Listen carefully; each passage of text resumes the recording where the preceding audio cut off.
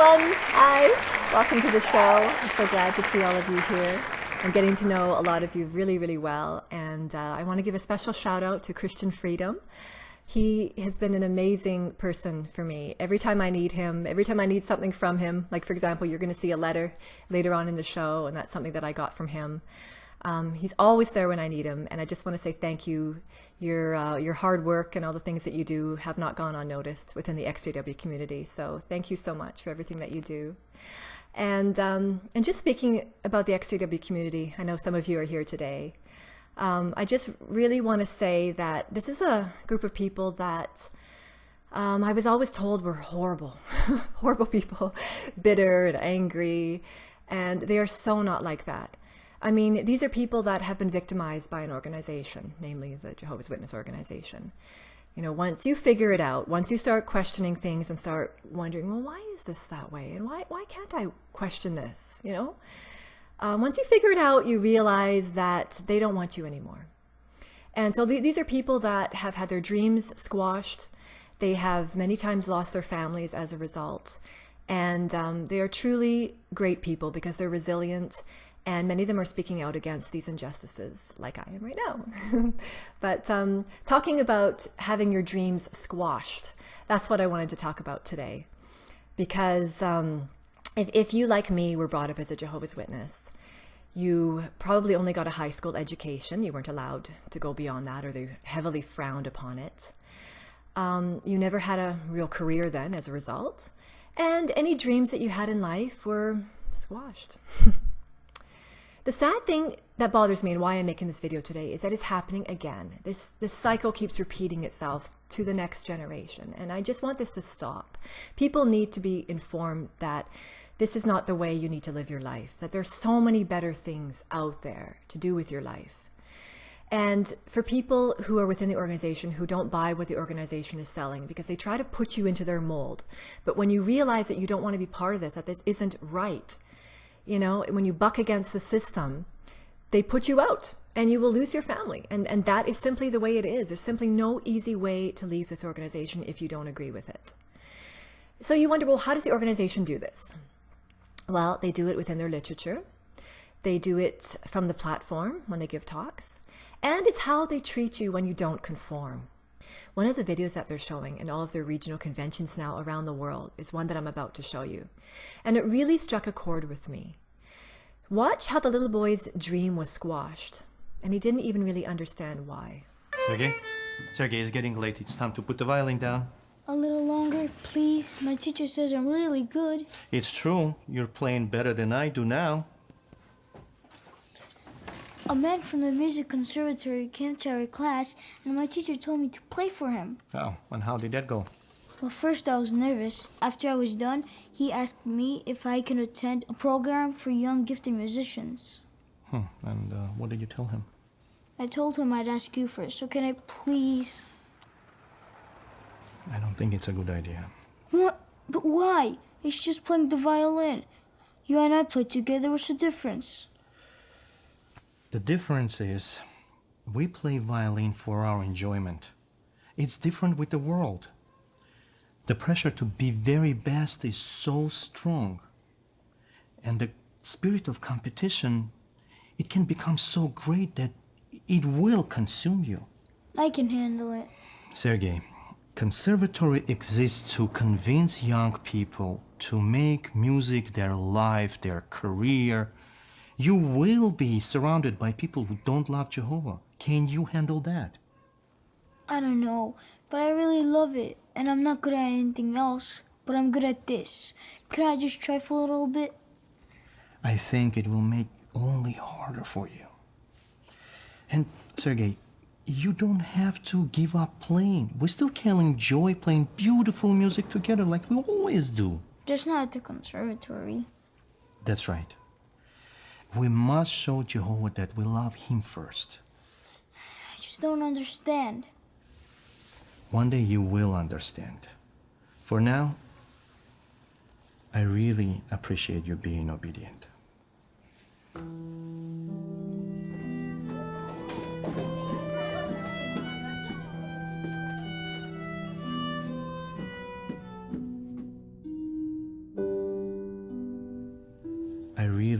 appreciate you being obedient.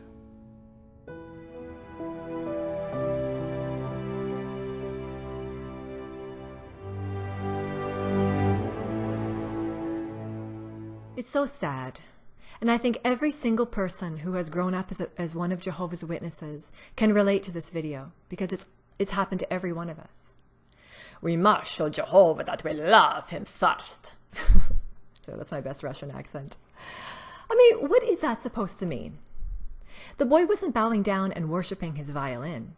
You can serve God and play violin at the conservatory. And then the little boy goes, I just don't understand. And his father says, you will understand one day. The sad thing is that he will. He will understand one day. When he's old, and when it's too late to do anything about your life because you're old now and the time is now over to do anything about it. And when he realizes that he was forced to give up his dream for a lie.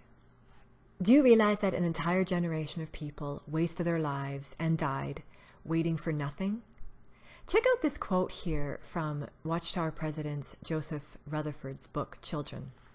Notice what I've underlined. It says, Armageddon is surely near.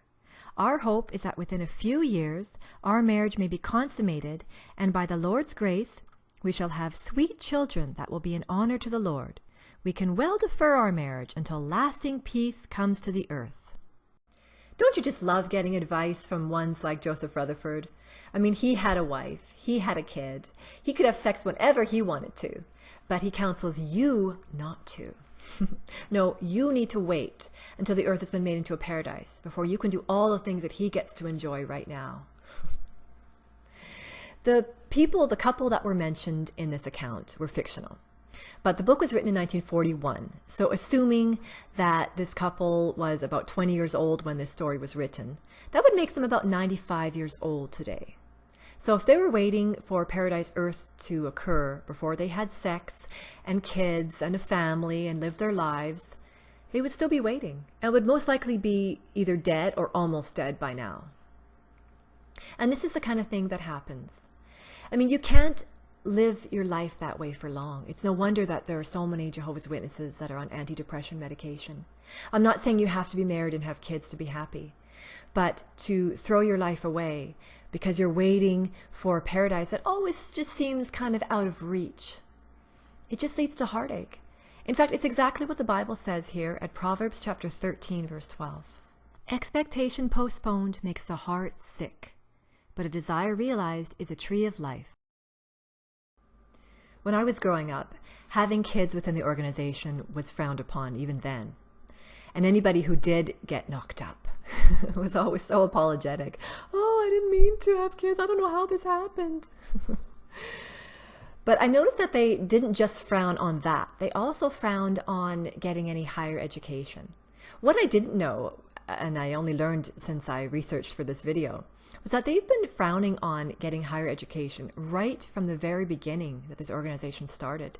Check out this quote from the first President Russell. From the 1917 book, What Pastor Russell Said, the question there is, should the saints go right on and educate their children in this day for earthly positions? Will such an education, college or university, be of value in the millennium? And Russell's answer was, I advise all Christians not to send their children to colleges or universities. For if they do, they will risk a great deal through infidelity and unbelief, and they will be doing their children a positive injury. He says that they will probably lose their faith in the Bible, and his advice then is to not even attempt to take them through high school, for they get plenty of higher criticism in the high schools. As Russell pointed out, the big fear was that when kids got to university, or even high school, from what he was saying, they would be presented with other ideas and they would then lose their faith. My parents got baptized in 1969 because they were tricked into believing, as the society was teaching, that the end was going to come in 1975. Look at some of the crazy quotes that was in the Watchtower and Awake magazines when they came in. From the 1969 Watchtower, it says many schools now have student counselors who encourage one to pursue higher education after high school, to pursue a career with a future in this system of things. Do not be influenced by them. Do not let them brainwash you with the devil's propaganda to get ahead, to make something of yourself in this world. This world has very little time left. Any future, quote, quote, this world offers is no future. Wisely then, let God's word influence you in selecting a course that will result in your protection and blessing. Make pioneer service the full-time ministry with the possibility of Bethel or missionary service your goal. Then we see from the 1969 Awake magazine, May 22nd, if you are a young person, you also need to face the fact that you will never grow old in this present system of things. Why not? Because all the evidence in fulfillment of Bible prophecy indicates that this corrupt system is due to end in a few years. Of the generation that observed the beginning of the last days in 1914, Jesus foretold, this generation will by no means pass away until all these things occur. Therefore, as a young person, you will never fulfill any career that this system offers. If you are in high school and thinking about a college education, it means at least 4, perhaps even 6 or 8 more years to graduate into a specialized career. But where will the system of things be by that time? It will be well on the way toward its finish, if not actually gone. Sadly, nothing has changed, because look here in the 1989 Awake magazine. It says a university degree may or may not improve your employment prospects, but one fact is indisputable. The time left is reduced. For all its presumed benefits, would 4 years or more in a university be the best use of that remaining time? And then from a 2012 Watchtower, June 15th, no doubt school counselors sincerely believe that it is in your best interest to pursue higher education and to plan for a secular career. Yet their confidence lies in a social and financial system that has no lasting future. The organization is terrified that if you ever unplug yourself from their indoctrination, you're going to figure out that it's all just man-made promises and a pack of lies. So like a jealous lover, they try to keep you at their side through guilt and through fear. We can see that that is how Russell felt. It's also how Tony Morris feels. So with schools of higher education, in many of their curriculums, and if you know anything about it, maybe some of you have been, do they not have Philosophy 1 and Philosophy 2? It doesn't matter what you're going to major in. And they start you off there. You'd be going for another thing, but you have Philosophy 1, you have Philosophy 2.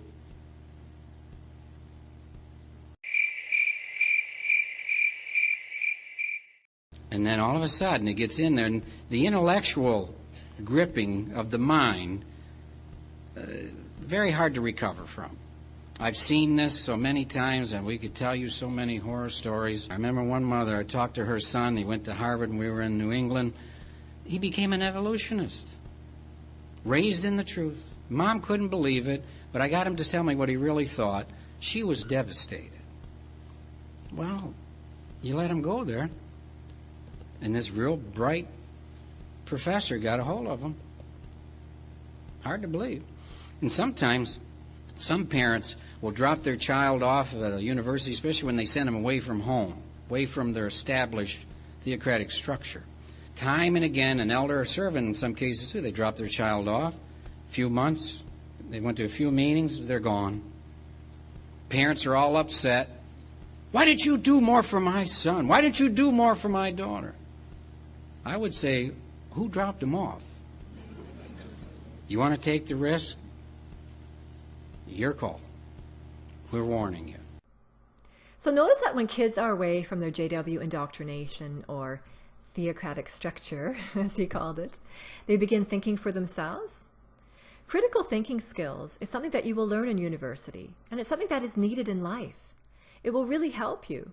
And isn't this what parents want? We're not raising robots. The organization wants your youth. He wants their energy and he wants their time, and they want it right now. The years after high school are your best years because you are young and strong and healthy, and you don't have a lot of obligations to complicate your life. Why not give your first fruits to Jehovah and pioneer? It's also the best time to go to university, begin your career and your life.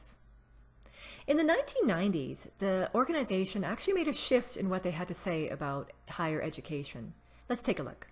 From a 1992 November 1st Watchtower, it has been reported that in some countries, many well-intentioned youngsters have left school after completing the minimum required schooling in order to become pioneers. They have had no trade or secular qualifications. If they were not helped by their parents, they had to find part-time work. Some have had to accept jobs that required them to work very long hours to make ends meet. Becoming physically exhausted, they gave up the pioneer ministry. What can such ones do to support themselves and get back into the pioneer service? It's the last line that gives away their true motives. The organization would have been content if members could quit high school to pioneer, but they realized that some who did this weren't able to earn a living and were forced to take on more work and were too tired then to pioneer. But it was all about the organization. They're happy to make adjustments when it suits them. Their concern is never for you, but to keep you recruiting new members, whatever it takes. JW.org is such a hypocritical organization. They claim that any who seek out higher education are being materialistic, when they themselves, the organization, is spending tens of millions of dollars building new headquarters for themselves in Warwick, New York. Let's check out some quotes here. From a 1967 February 1st watchtower, rather than being content with sustenance and covering, those who devote themselves to getting a higher education usually want to be able to enjoy the rest of the things that money can buy. And from a 2011 June 15th watchtower, higher education, Jesus warned against seeking your own glory. So we shouldn't invest any time or money on ourselves when they themselves are spending tens of millions of dollars on their new offices and their new facilities in Warwick. They set a very poor example. You know, they really have a lot of nerve to make people, their own members, feel bad for doing something that they themselves are doing. Don't they believe that the end is coming? When you do it, it's selfish and wrong. When they do it, it's completely justified.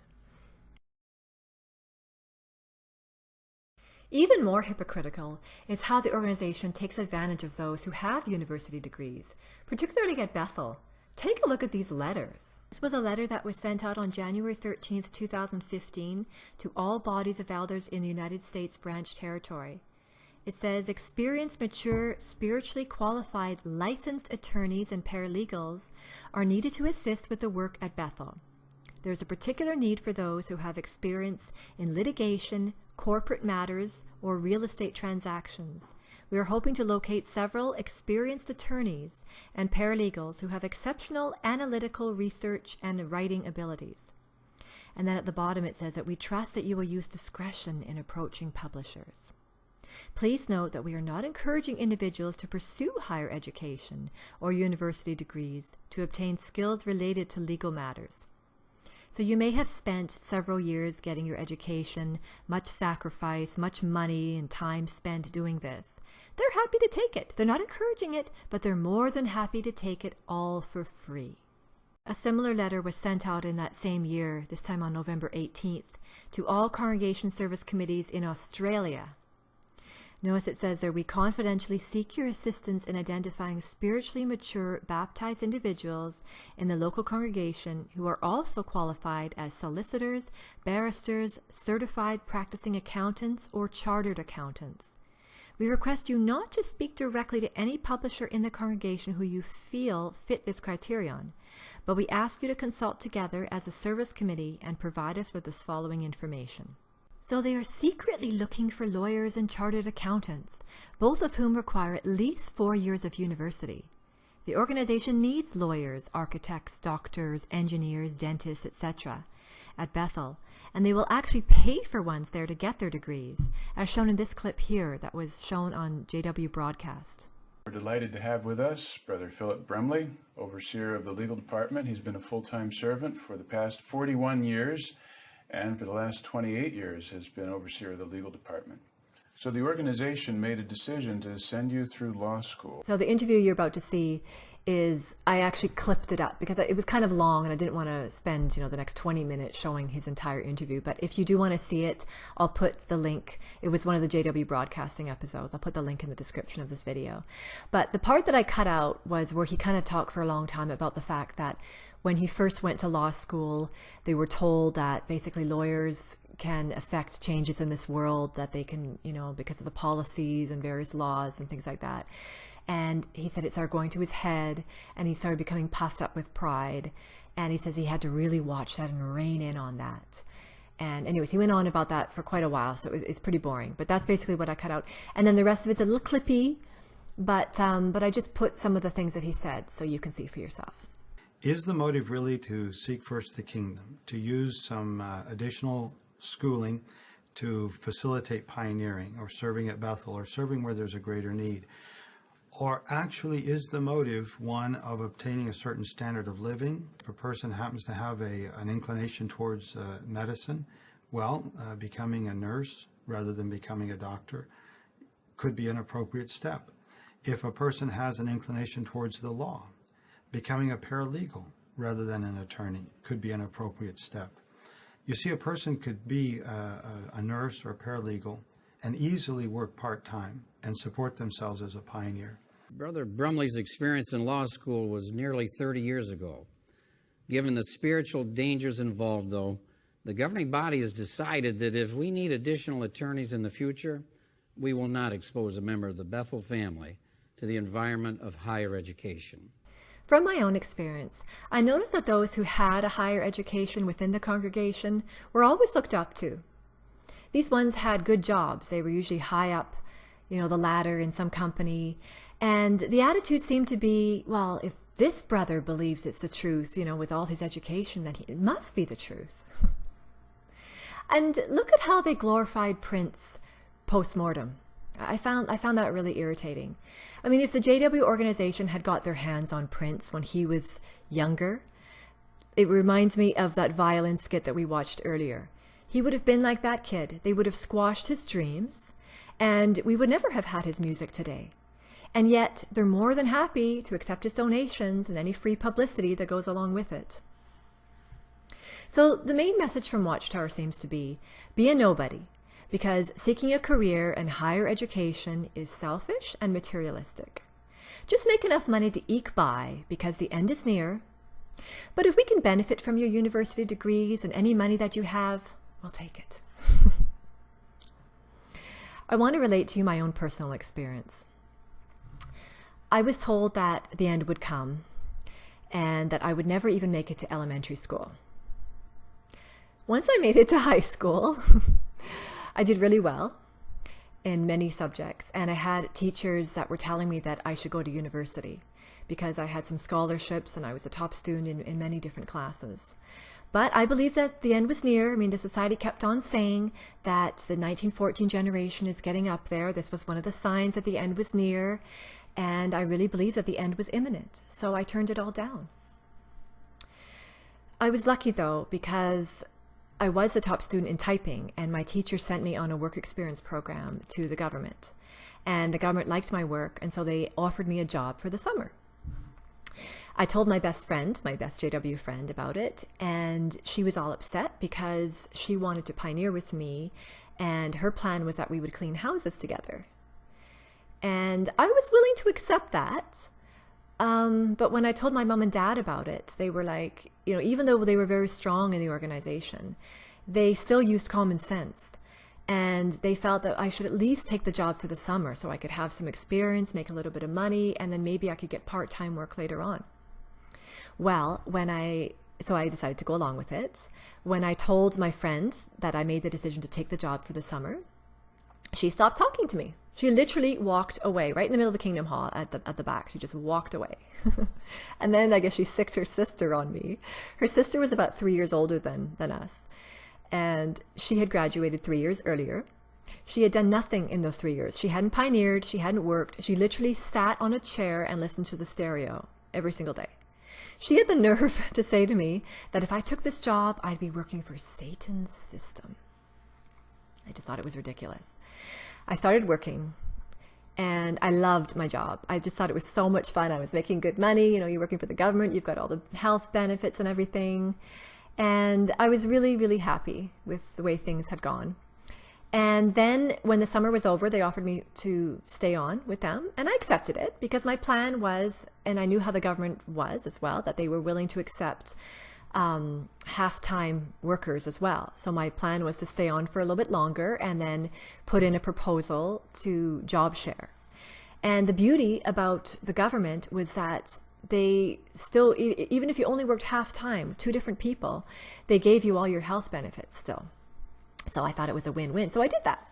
That's exactly what I did. So I worked for a few years for the government, and then I put in a proposal, and sadly my boss accepted it, and I was able to pioneer for several years. And everything was fine, and then eventually I ended up waking up from the whole JW experience, and then I was shunned, and I moved 3,000 miles away, and I moved to Montreal to start my life over again. I ended up getting a job there with a huge international company, and I worked in the legal department there. And again, I love my job. I love the people that I worked with. It was a really, really great place to be. But what happened was I started feeling that, I see people 10 years my junior telling me what to do, which is fine. I don't want you to think it's a pride thing. I mean, I was more than happy to get people their coffee, to book their flights as they're traveling all over the world to China and India and South America and all the places that you'd love to go for free. It was the fact that I felt that I wasted my life. I felt that I'd bought into something that was all just a lie, and that the organization had taken away any dreams of amounting to anything in this world and having any kind of a career. They'd just taken that away from me. And again, I'm grateful for everything that happened. I don't want to sound like, I'm whining, because I did enjoy my job. But it's that feeling that who knows what I could have done with my life. I felt like there were people that were like not that bright, and I'm working for them, Anyways, it was kind of frustrating. But it's the same thing what I said about Prince earlier, that if the organization had gotten their hands on him, we would never have had his music today. They're more than happy to take his money and any fame and any notoriety and any publicity that they can gain from that. But the fact that your life is just, it can be so much more than washing windows and wasting people's time and wasting your time with a message preaching doom and gloom about an end of this world that's always just slightly out of reach. And we're not going to apologize, because there's no need to, for encouraging our young people in this organization to reach out for full-time service. That would be absurd and offensive to God. We're going to encourage that. We think that's a great life for our young people. Many of us did it. When he says, many of us did it, don't you get the feeling that he wants you to suffer the same way he did? Like he'd be mad to see that you figured out that it was all a lie and were able to have a successful life, something he just threw away and can never get back now. What I didn't say in my experience earlier was that many years ago I was diagnosed with multiple sclerosis. And then just a few years ago I was diagnosed with breast cancer. So with that last diagnosis, I decided that it's probably a good time to stop working. Now I felt like my life was being threatened. So I was able to, because I'd worked for so many years, I was able to receive a long-term disability pension. And the fortunate thing as well is that I make almost as much money not working as I made when I was working. So I'm very grateful for that. But I guess I want to ask you, what do you think would have happened to me if I had stayed on as a pioneer cleaning people's houses? What do you think the organization would have done for somebody who got sick like me? Do you think they would have helped me? I mean, it's something you have to ask yourself. They do jack squat for people who need help. Nothing, absolutely nothing they would have done for me. And, Tony Morris, it's fine for him to say that it's great for young people to pioneer. But the thing is that you have to realize that one day you will get old, and one day you might get sick, or somebody you love might get sick. And then what's the organization going to do for you? They're not going to do anything. It's sad, but that's the truth. And they won't apologize either. And we're not going to apologize, because there's no need to. They'll just claim to have received new light, and then all the lies that they told you to get you hooked onto them, they're going to put on to the next generation to mislead them as well. It's been happening since the beginning of time. Russell, Rutherford, who's after him, Knorr, Franz, Henschel, Thingamajig, whoever, this is just what they do. They've tricked all these generations, and all these people have lived expecting something and then died with nothing. So why throw all your eggs in one basket to serve an organization of men who cannot fulfill any of their promises? It doesn't have to be one or the other. You can serve God and enjoy your life. There's nothing wrong with enjoying your life. You can be balanced in what you choose to do. So let's not let the JW organization squash yet another generation of kids' dreams. Please share this video or create a video of your own just to get the word out, to let people know what's happening here. They've ruined enough lives with their man-made advice. Let's leave this generation out of it. So thank you for watching today's show. And if you liked it, then like it. And I'd love to see you again next time. Bye.